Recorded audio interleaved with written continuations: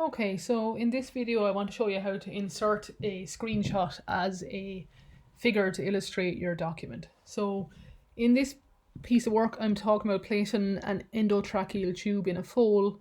So I've got a written description of it here, but I remember that when I was researching this topic I saw a really nice diagram in one of the papers I read that illustrated it really well. So if I go to my Mendeley library, I've got my folder here with my foal CPCR articles in it, and this one here by Fielding is the one that I remember seeing the picture in. So I'm going to just look down through it, and here's the picture that I want to use. So I'm going to take a screenshot of it. So on this particular computer, the screenshot shortcut is hold down Command Shift and 4, get this little crosshairs here. I'm going to drag them around the bit of the image I want to take a picture of. It clicks, and then I'm going to open my document and I'm going to drag my image in there. Okay, so you can see I just randomly dropped it in. Now I want to go back and make it look right. Okay, so first of all, you can see that I want to put a space after it. So I want to put in my caption. So there's my image. That is the spot where I want to insert my caption. So I want to go insert caption. This is a figure. It's calling itself figure 1 because it's before the previous figure, so that's fine. And I'm going to type a name on this. So if you look at this one, it's nasotracheal positioning.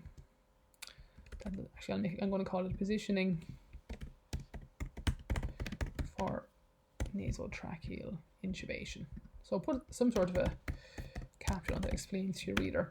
The other thing is I want to reference this because it's from this particular article. So go back up to the top and have a look. I want the author's surnames and the year.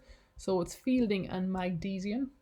And what year is it? That'll be on the document somewhere, 2003. So I'm going to go back to my document. Fielding and Magdesian, 2003. Okay. Double check, it's going to be a figure, it's below the selected item, that's fine, so click OK and it pops in here.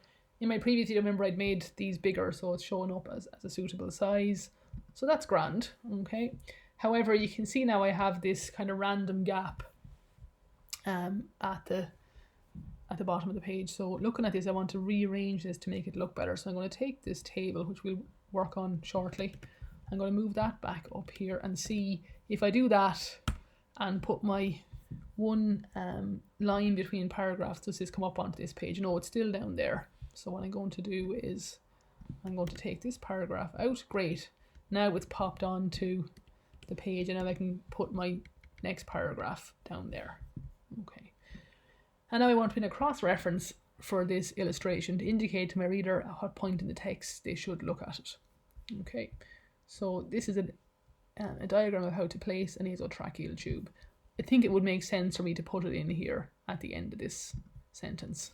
So I'm going to go open bracket, insert, cross-reference. I want to do a cross-reference to a figure.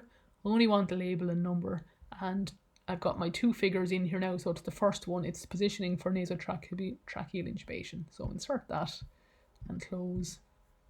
And now you can see I have figure 1 here and figure 1 here. What was previously figure 1 has now automatically changed itself to figure 2. So that's the advantage of using this tool.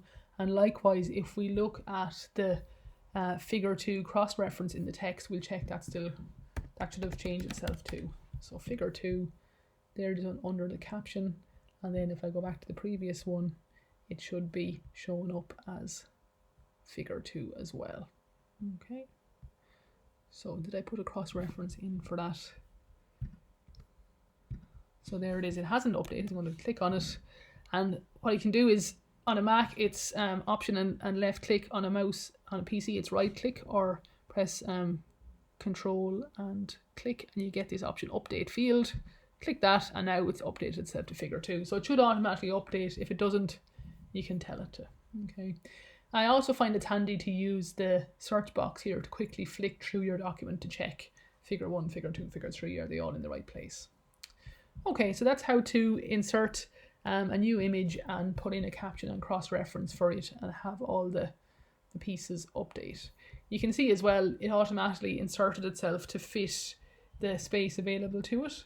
Again, I'm going to keep a line between paragraphs and my documents, and I'm going to make sure that I don't have what's called an orphan line. You can see here there's a line above my NB, so I'm going to move it up to the top of the page. Then I'm going to save it.